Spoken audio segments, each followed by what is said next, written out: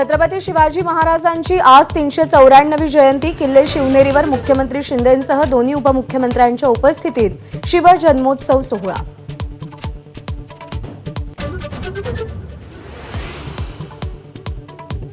सोलापूरमध्ये शिवजन्मोत्सव मध्यरात्री 12 वाजता सोहळा साजरा झाला। तर आग्र्याच्या दिवाने आममध्ये छत्रपती शिवरायांची शौर्यगाथा पुन्हा एकदा गायली जाणार।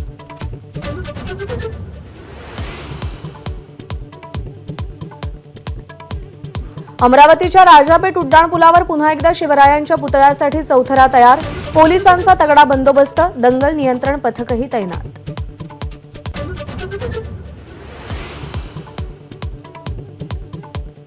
शरद पवार गटातील बड्या नेत्याबाबत केवळ अफवा, विरोधकांमध्ये संभ्रम निर्माण करण्याचा सत्ताधाऱ्यांचा प्रयत्न, जयंत पाटील यांचा आरोप।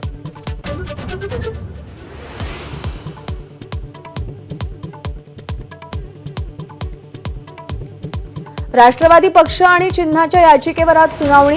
चिन्ह आणि पक्ष अजित पवार गटाला दिल्याच्या विरोधात शरद पवार गटाची सर्वोच्च न्यायालयात याचिका।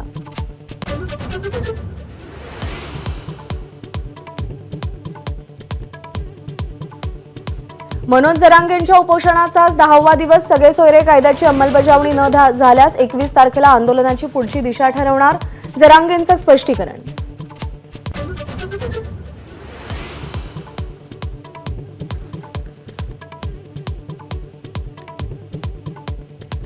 20 मे 2022ला शिंदे वर्षावरती रडत आले होते आणि एका महिन्यात भाजपसोबत गेले।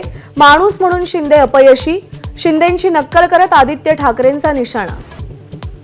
राज्यातील गणवेश योजनेच्या कापड खरेदीचं टेंडर रद्द करा, सपा आमदार रईस शेख यांची मागणी। टेंडरमधल्या अटी गुजरातच्या कापड उत्पादकांच्या फायद्याच्या, शेख यांचा आरोप।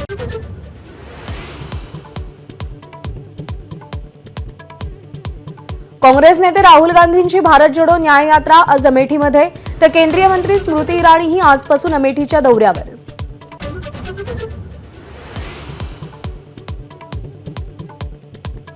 राजकोट कसोटीमध्ये भारताचा 434 धावांनी दणदणीत विजय। जडेजाच्या 5 विकेट्स, कुलदीपची फिरकीही प्रभावी, जयस्वालच्या द्विशतकाचंही मोलाचं योगदान।